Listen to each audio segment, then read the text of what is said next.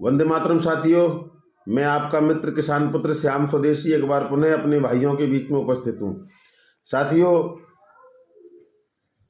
परसों उत्तर प्रदेश के गाजियाबाद में 3 बहनों ने आत्महत्या कर ली क्योंकि उनके पिताजी ने उन्हें मोबाइल चलाने से रोक दिया था। सर्वप्रथम मैं उन बेटियों की आत्मा की शांति के लिए ईश्वर से प्रार्थना करता हूं और दुखग्रस्त परिवार को अपनी शोक संवेदनाएं प्रेषित करता हूं। साथियों, जैसा कि आप सभी समझ चुके होंगे, जान चुके होंगे कि इस सृष्टि पर आज तक आई हुई हर त्रासदी, महामारी से खतरनाक यह मोबाइल नामक महामारी है। यह एक महामारी है जिसने पूरे विश्व को अपने चपेटे में ले लिया है, जिसके दुष्परिणाम निरंतर आ रहे हैं और ये धीरे धीरे बढ़ेंगे। सरकार का यह दायित्व बनता है कि सरकार अपने मंत्रिमंडल को, अपने प्रशासन को लेकर बैठे, मंत्रणा करे, विचार करे कि इस महामारी से छुटकारा पाने के लिए, लड़ने के लिए हमें क्या करना चाहिए और क्या करना है और क्या आवश्यक है। ये दायित्व बनता है सरकार का। मेरे जैसे जिंदा आदमी या मेरे पास सरकार के लिए कुछ सुझाव हैं। मेरा निवेदन है कि यदि ये सुझाव सरकार तक पहुंच जाएं तो सरकार इन पर मंत्रणा करे, विचार करे।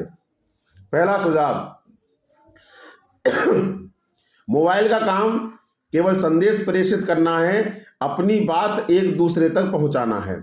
मेरा सरकार से निवेदन है कि टीवी का काम टीवी को करने दें, मनोरंजन का काम टेलीविजन को करने दें, घड़ी का काम घड़ी को करने दें, टॉर्च का काम टॉर्च को करने दें, बैंक का काम बैंक से करने दें, रेलवे का काम रेलवे को करने दें। हर चीज़ मोबाइल में न ठूसें, अर्थात मोबाइल से ये जितने भी संसाधन हैं सबको हटा लें। केवल फोन को फोन ही रहने दें और इसका उद्देश्य केवल संदेश प्रेषित करना है, उसको वहीं तक रोकें। इससे मल्टीमीडिया, सोशल मीडिया, ये सब फोन से खत्म कर दें। ये मेरा पहला सुझाव है। इसको करने के बाद आप देखिएगा, इस फोन नामक महामारी की जो गति है, जो रफ्तार है, वो आधी से नीचे रह जाएगी। पहला सुझाव। दूसरा सुझाव, सरकार एक बिल लेकर आए, सरकार एक कानून पारित करे और इन टेलीकॉम कंपनियों से कहे कि वे कॉलिंग का रिचार्ज और इंटरनेट का रिचार्ज ये दोनों अलग अलग कर दें। जिसको आवश्यकता होगी वो कॉलिंग का कराएगा और जिसको आवश्यकता होगी वो इंटरनेट का कराएगा, या जिसको दोनों की आवश्यकता होगी तो वे दोनों का रिचार्ज कराएगा। जबरदस्ती कॉलिंग वाले पर इंटरनेट न थोपें। ये दूसरा। और जैसा आप ऐसे करेंगे, जैसे ही आप इनको अलग अलग करेंगे, आप देखिएगा साधारण लोग जो इस महामारी से ग्रसित हैं, बड़े हैं, बुजुर्ग हैं, बच्चे हैं, वे इससे दूर हो जाएंगे। दूसरा सुझाव है मेरा। तीसरा सुझाव, जो कॉलिंग आती है, आने का पैसा नहीं लगता, सुनने का पैसा नहीं लगता, आउट गोइंग का लगता है, इनकमिंग का नहीं लगता। मेरा सरकार से निवेदन है कि तीसरा नियम यह करे कि इनकमिंग का भी पैसा लगाए और अच्छा खासा पैसा लगाए। कम से कम 10 रुपये प्रति कॉल होनी चाहिए जाने की और 10 रुपये प्रति कॉल होनी चाहिए आने की। अब जैसे ही ये करेंगे, आप देखिएगा मोबाइल का जो प्रयोग है वह नाम मात्र के बराबर रह जाएगा। ये मेरे 3 सुझाव हैं। मैं आम जनता से निवेदन करता हूं कि यदि आपको लग रहा है कि इन तीनों सुझावों को यदि ग्रहण कर लिया जाए, मान लिया जाए, लागू कर दिया जाए, तो ये जो मोबाइल है यह मोबाइल नाम की जो महामारी है, इससे लगभग हमें निजात मिल जाएगी, सफलता मिल जाएगी, और हम अपनी परिवारों को, हम अपनी देश को, हम अपनी आने वाली पीढ़ियों को बचा पाएंगे। और यदि यह वही सरकार है, यदि यह वही सरकार है, वही देशभक्त सरकार है जो जनता के बारे में बहुत सोचती है, जनता से बड़ा प्रेम करती है, वही सरकार है जिसने 2016 में नोटबंदी करके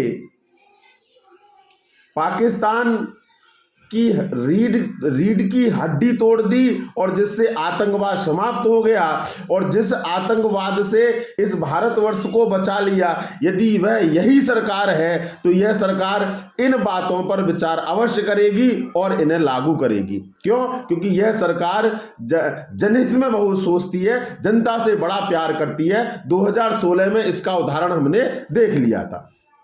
यदि यह वही सरकार है जिसने 2020 में कोरोना नामक महामारी से इस देश को बचा लिया, लॉकडाउन करके 2 साल तक लॉकडाउन करके इस देश को बचा लिया, इस देश की जनता को बचा लिया, यही जनहितकारी सरकार है, तो वह इन विचारों पर अवश्य विचार करेगी, इन सलाहों पर, इन सुझावों पर अवश्य विचार करेगी और उनको लागू करेगी, क्योंकि यह बड़ी अच्छी सरकार है।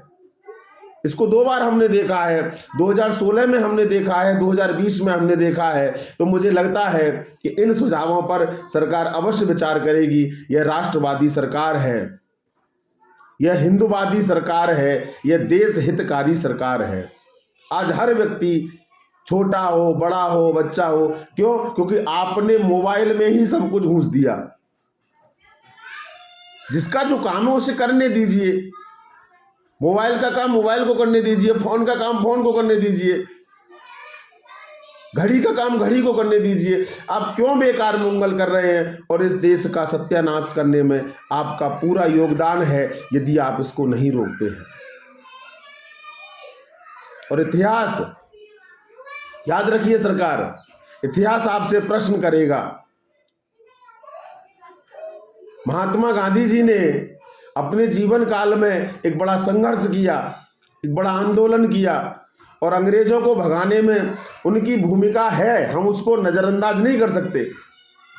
लेकिन कुछ काम ऐसे भी किए जिन प्रश्नों को आज इतिहास पूछ रहा है और उनकी छवि को धूमिल कर रहा है। मैं देश के यशस्वी प्रधानमंत्री माननीय नरेंद्र मोदी जी से निवेदन करता हूं कि आज का वह समय है कि आप 2016 और 2020 वाला निर्णय लें। देश आपकी ओर देख रहा है, और आपने यदि ऐसा निर्णय नहीं लिया तो आने वाला इतिहास आपसे प्रश्न करेगा। जो प्रश्न आज महात्मा गांधी जी से किए जाते हैं, जो प्रश्न आज नेहरू जी से किए जाते हैं, आपसे भी प्रश्न करेगा। आपकी छवि धूमिल हो जाएगी।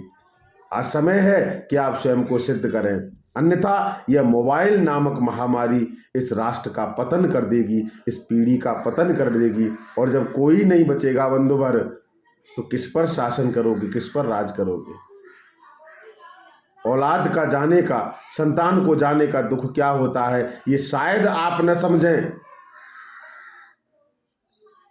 उस पिता से जाके पूछिए जिसकी 16 साल की, 14 साल की और 12 साल की तीनों पली पलाई बेटियां और आत्महत्या कर लें। उस बाप के हृदय में झांक कर देखिए। मैं निवेदन कर रहा हूं भारत सरकार से कि मेरी सलाहों पर विचार करें, मंत्रणा करें, अपने शासन प्रशासन को बैठाएं, उनसे बातचीत करें और देखें कि इनमें से कुछ ना कुछ अवश्य निकलेगा।